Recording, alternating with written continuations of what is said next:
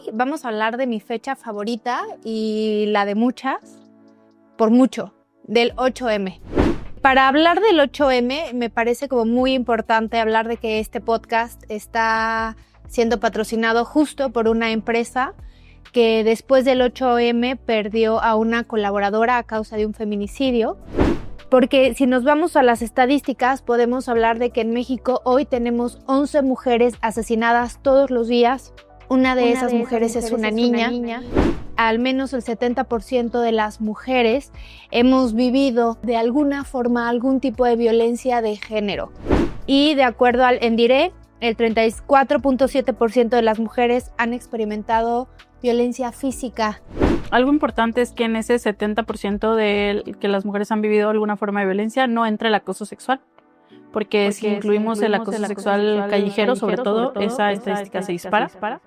Una estadística muy reciente de ONU Mujeres sobre el 2024, el cálculo es que 134 mujeres y niñas al día en el mundo son asesinadas por parte de un familiar o persona cercana. Ese 60%, solo el 11% de los varones vive asesinato a partir de personas con las que tienen un vínculo afectivo. Hay muchas que no son contabilizadas, ¿no? Si de violencia se trata, no son denunciadas y por lo tanto no son contabilizadas. Tenemos un montón de cosas por las que marchar. Hay una fuerza colectiva y el por qué se volvió tan importante este día por la incoclasia. Es la intervención en el espacio público, sobre todo de la destrucción e intervención de monumentos, pues lugares históricos, con una intención de protesta social. Es como está representando las marcas, la destrucción hacia las mujeres, ¿no? Es como así estamos rayadas, así estamos quemadas, así estamos maltratadas. No quieres vivir nunca un dolor así, que además tengas tú que salir a buscar a tu hija. ¿Cuántas mujeres tienen que salir a sacar ese dolor y ese coraje y esa molestia a las calles para exigir que ni una mujer más? Hace alusión también al reconocimiento de la lucha. Se han ido consiguiendo condiciones de derechos. La realidad sí se ha ido transformando y se ha ido transformando justo por la organización de las mujeres para buscar esas alternativas. Creo que es un día que nos une a todas las mujeres del mundo, que el foco del mundo está sobre las mujeres y sobre las violencias que vivimos. Porque yo no marcho, pero considero que marcho todos los días. Las mujeres que no marchan están también cambiando realidades. Que el 8M no es una fiesta como tal, ¿no? Es una conmemoración, es tener sensibilidad, tener conciencia que hay muchas mujeres, muchas niñas que están sufriendo violencias. El 8M es importante para nosotras, pero el 8M lo vivimos todos los días, las que nos dedicamos a esto. Hola, bienvenida a Desobedientes Inc. Hoy vamos a hablar del 8M, porque es importante para nosotras las mujeres esta fecha, la conmemoración, y por qué se conmemora y no se festeja. Quédate y entérate de todo.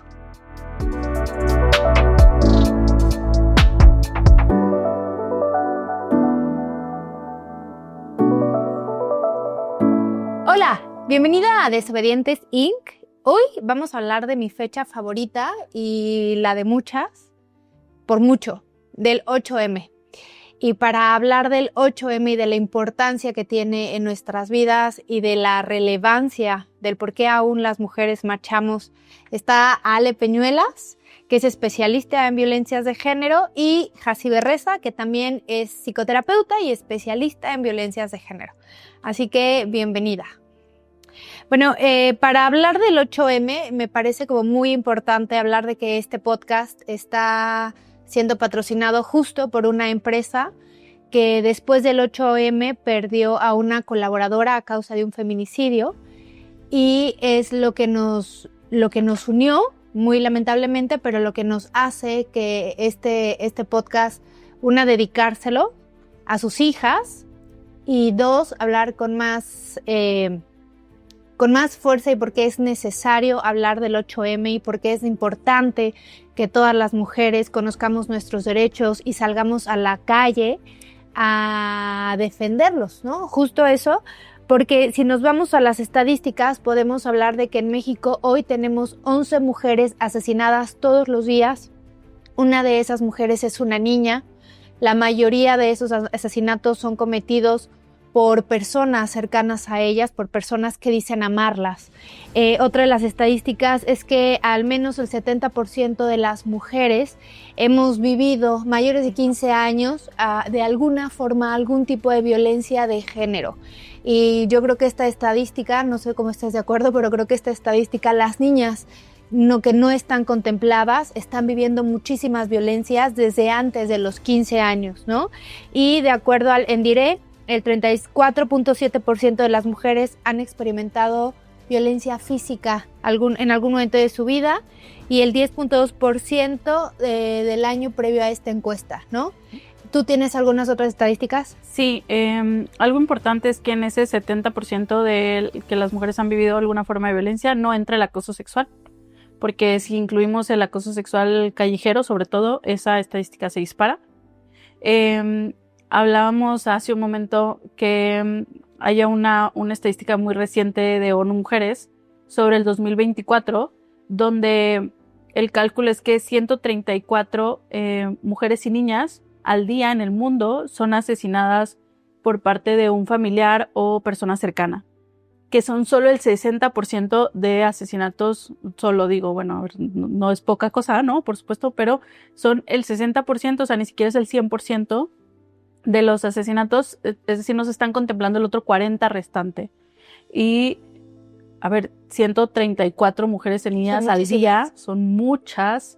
Y asesinadas solo por ser mujeres. Exacto. Y además por personas que tendrían que ser seguras para ellas, ¿no? Ese 60%, por ejemplo, en comparación con varones, es el 11%. Solo el 11% de los varones vive asesinato a partir de personas con las que tienen un vínculo afectivo.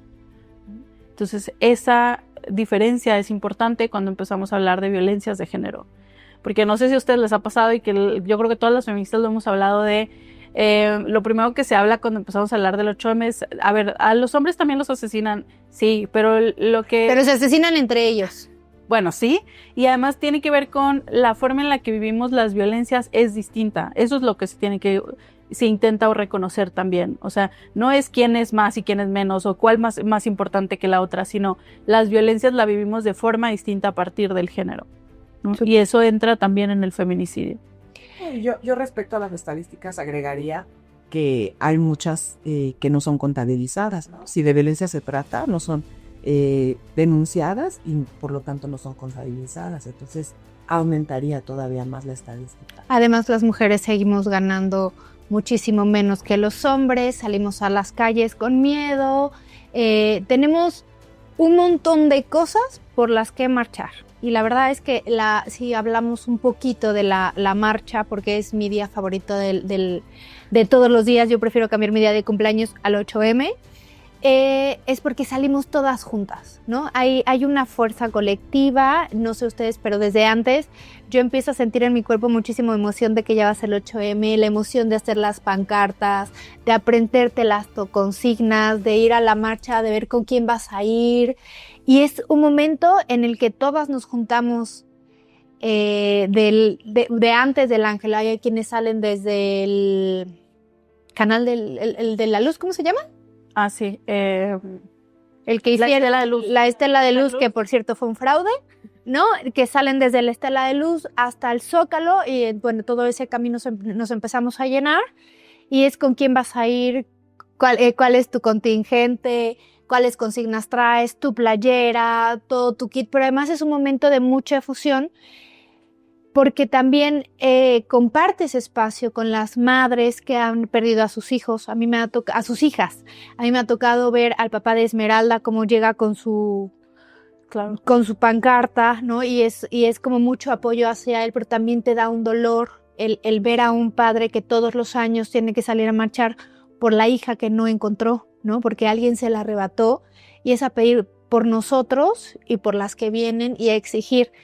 Y el por qué se volvió tan importante este día y fue por la incoclasia.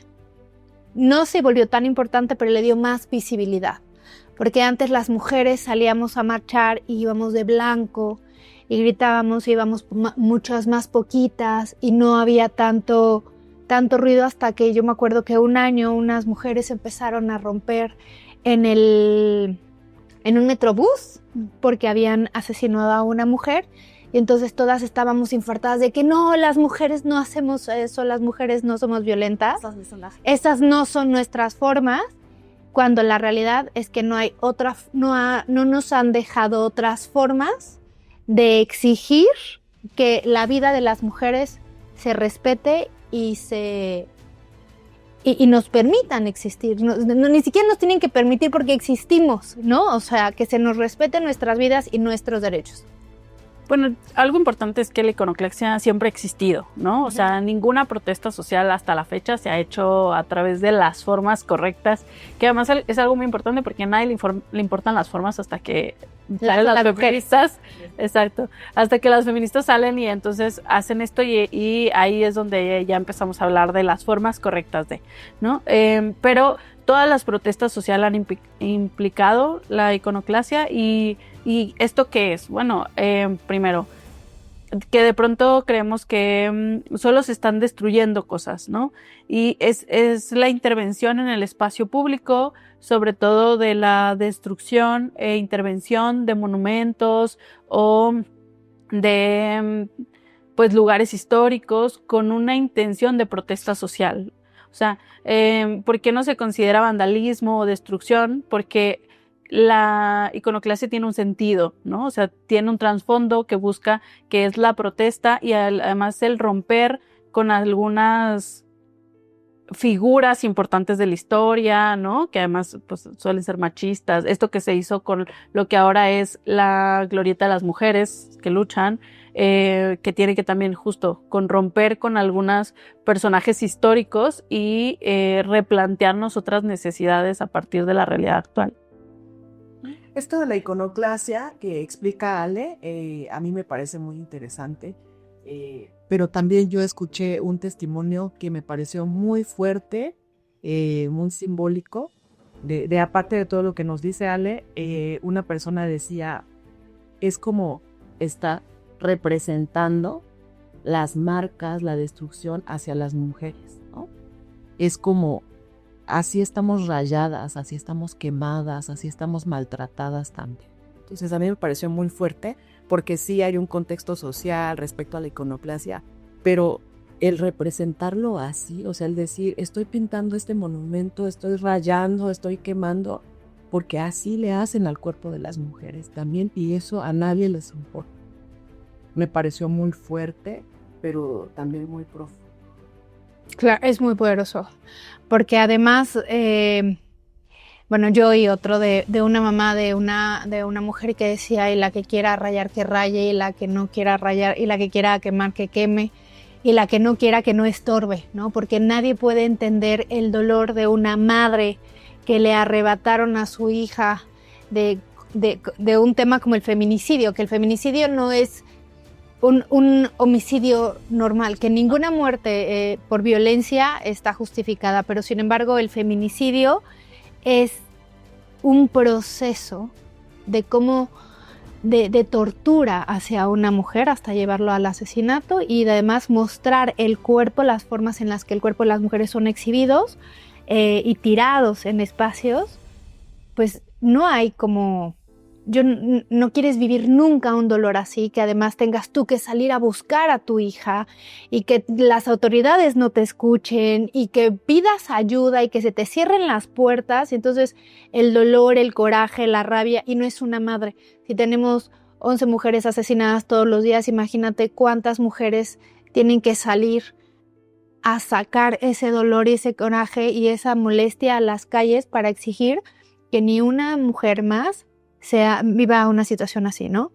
Sí, claro, y aparte no solo son manifestaciones de dolor, son manifestaciones de hartazgo ante la impunidad, ante la injusticia. O sea, no es solo el dolor, sino ya es algo más grande todavía. Es de hartazgo y eso, pero también, bueno, es mi día más favorito, entonces no podría ser como solo de dolor, es de unión. O sea, es un día súper sororo. Es un día en las que nos vemos todas en las calles, todas pintadas, y también vas cantando con la batucada y también te da un montón de gusto ver a una nueva, o que te encuentras a tu amiga de la secundaria. Yo me he encontrado amigas de la secundaria que van a marchar y te dices, ay, bueno, ya esta ya es feminista, ¿no? Ya se nos unió. Y ver cómo se van uniendo un montón de mujeres más. O sea, es un día que tiene muchos colores y muchos sabores y mucho dolor y mucha alegría y mucha unión y mucha sororidad, ¿no? Pues es que también creo que tiene que ver hace alusión también al reconocimiento de la lucha, ¿no? O sea, exacto. A ver, sí es cierto que hay muchas cosas que se tienen que seguir modificando, pero también hace alusión se han ido consiguiendo condiciones de derechos, ¿no? O sea, la realidad sí se ha ido transformando y se ha ido transformando justo por la organización de las mujeres para buscar esas alternativas, ¿no? Obviamente no estamos en las mismas condiciones, no estoy diciendo con esto que la lucha ha terminado, por supuesto, ¿no? Pero no estamos en las mismas condiciones y eso también es consecuencia del trabajo de las mujeres, de la organización, de la exigencia, de las políticas públicas, de estos espacios, ya hacemos, ¿no? Investigación, talleres, leyes, terapia, o sea, ¿no? Todas estas búsquedas por todas las posibilidades de construir mundos más óptimos. Entonces, creo que también es un espacio que reconoce eso, y además algo que nos pasa es que creo que no solo es ese día en particular, ¿no? O sea, sino que cuando te vas acercando al 8M, de pronto también está la conferencia, el taller, la reunión, no sé, el libro, ¿no? O sea, como todos estos otros espacios que tienen que ver con irle dando voz a esto, ¿no? Que, a ver, por desgracia, de pronto hay quien se usa como campaña, pero también hay quien lo interioriza y está buscando, pues, dar cabida a esas voces, ¿no? Súper, sí. Creo que es un día que nos une a todas las mujeres del mundo, sí, ¿no? Es un día que todas las mujeres, que el foco del mundo está sobre las mujeres y sobre las violencias que vivimos, que también se unen las empresas, ¿no? Se empiezan a unir empresas. Yo te decía hace rato que Marcela Lagarde dijo que yo decía que el feminismo no era una moda, que era una urgencia. Y entonces Marcela Lagarde dice, el feminismo sí está de moda. Y entonces yo digo, ok, sí, usted dice, sí, Chief, yo acepto que el feminismo está de moda, porque nunca ha habido ella ya lo dice, ¿no? Nunca ha habido tantas mujeres al mismo tiempo nombrándose feministas y trabajando por las mujeres. Entonces el feminismo sí está de moda. Ella lo dijo, yo lo acepto. Pero además, en esta moda se empiezan a sumar empresas, ¿no? Que también empieza el pinkwashing, pero... El purple wash. El purple. Pero creo que aunque le pongamos un nombre como ese, es la puerta para que empiecen a abrirse, porque se suman desde no sentirse tan identificados, pero por sumarse a la causa. Pero yo me acuerdo que siempre mi terapeuta me decía, tú dejas que te abran un hoyito y por ese hoyito te metes, o sea, tú no vas a preguntar, tú vas a esperar el hoyito y por ahí, y adentro te expandes. Entonces, esta fecha nos ayuda abrir esos hoyitos y por dentro expandirnos, porque a muchas empresas nos invitan a dar pláticas o talleres solo para cubrir y decir, ya hicimos algo, pero ya que estamos adentro, hay mujeres que se unen a la causa y que empiezan a buscar la forma de ayudar a otras mujeres. Claro, a reconocer realidades, a cuestionarse a sí mismas, a ver lo que no estaban viendo, ¿no? Llevar una plática de sensibilización a una empresa implica que una mujer se dio cuenta que estaba viviendo violencia y pidió ayuda, y su amiga la acompañó, y entonces empiezas a cambiar realidades de a poquito. Entonces, así de mágico me parece que es el 8M. Sí, pero también yo creo que es importante reconocer que no todas las empresas que se suman es una perspectiva de purple washing, ¿no? No. O sea, hay quienes verdaderamente también están buscando, y que creo que eso es importante y que creo que también es una consecuencia del trabajo de las mujeres y de las feministas, de sí están buscando hacer políticas internas, hacer modificaciones, ¿no?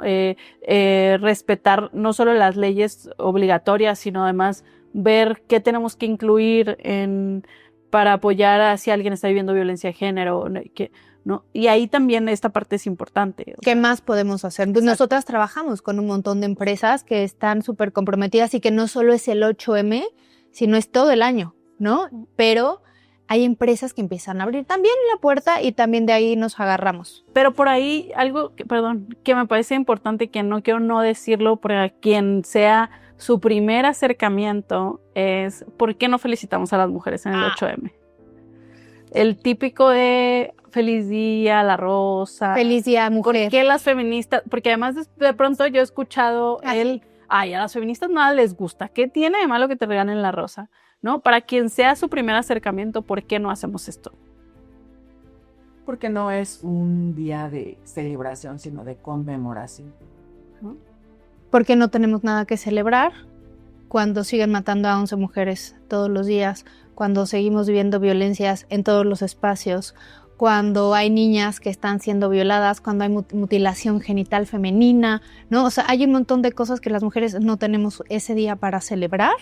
Sin embargo, sí nos unimos para luchar, ¿no?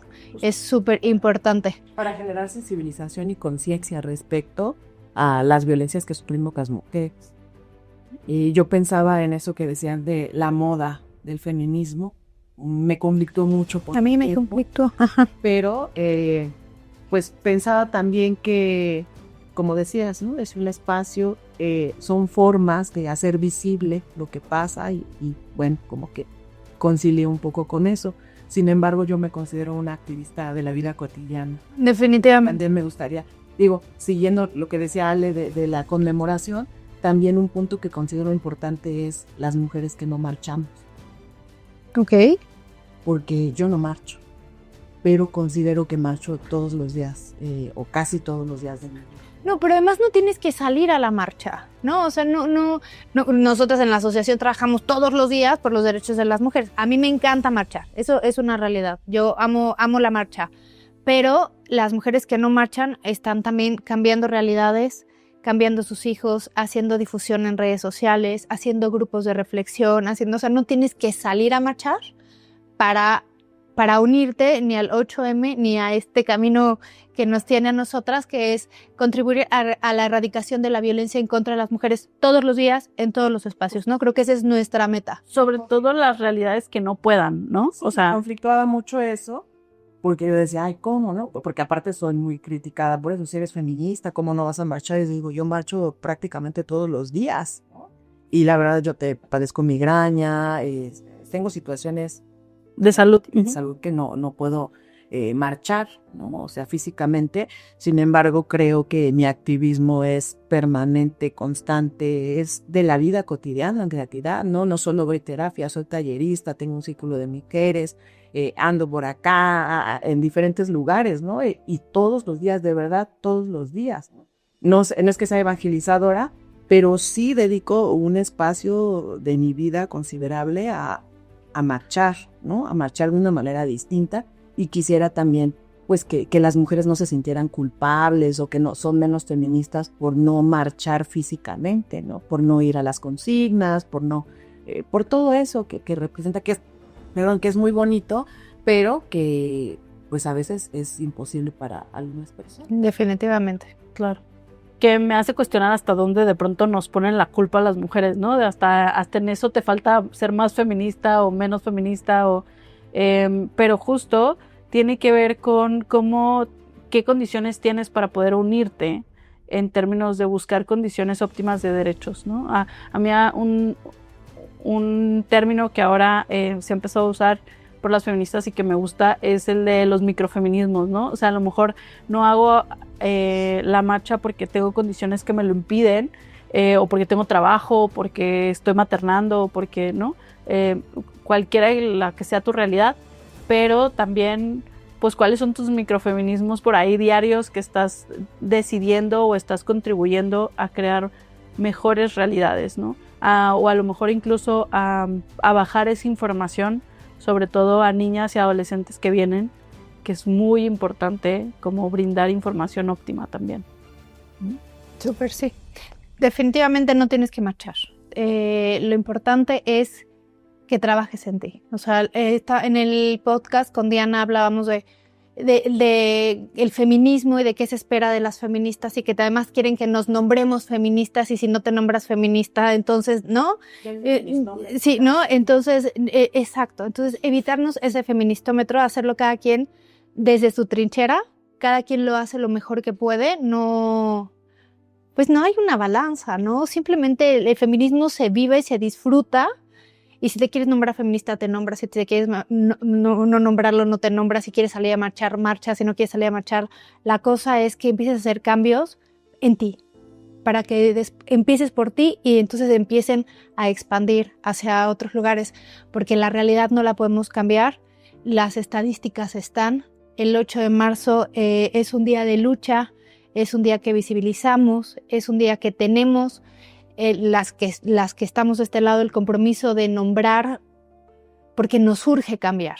Es muy doloroso enterarte todos los días de tantas violencias en contra de las mujeres, ver que asesinaron a una niña, ver lo que está pasando con los archivos de este hombre y todos los hombres poderosos que abusaron de las infancias, de las niñas y de los niños, ¿no? Entonces es tan grande estas violencias que vivimos que no podemos quedarnos calladas. O sea, creo que lo que no quisiera es que nos quedáramos calladas, que nos quedáramos sentadas. Necesitamos todas las personas hacer algo para que este mundo sea un mundo más amoroso para todas las personas, ¿no? No solo para los que están en el poder sin consecuencias. En condiciones óptimas de derechos.